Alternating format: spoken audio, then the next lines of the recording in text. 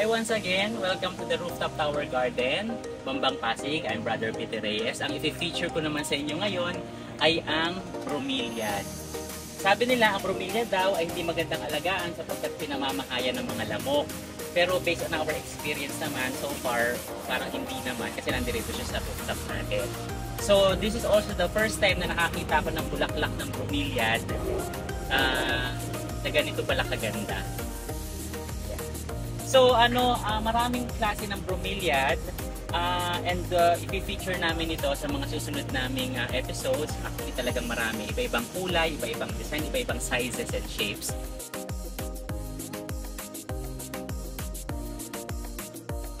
So nung namulaklak yung bromeliad na ito, ayaw ka pa ba rito? Nakita mo naman napakaganda, o siya nga yung centerpiece nitong site na to ng ating rooftop.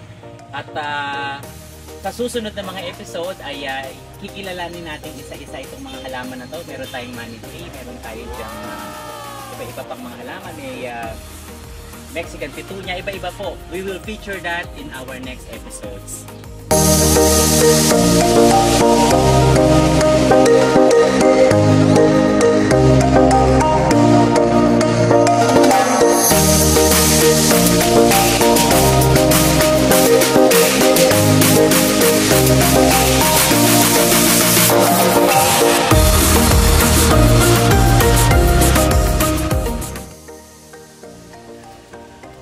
Okay, hanggang sa muli, this is Brother Peter Reyes of the Rooftop Tower Garden, Bambang Pasig. Thank you for watching.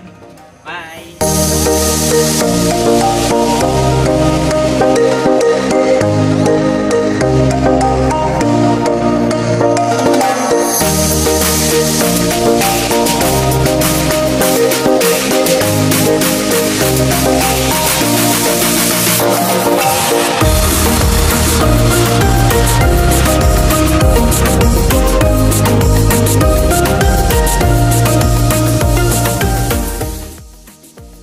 Kung meron kayong mga plants or meron kayong mga halaman na gusto nyong i-discuss natin dito, just comment down below and then titingnan natin kung ma-discuss natin at gagawa natin ng paraan para ma-discuss yung mga request po.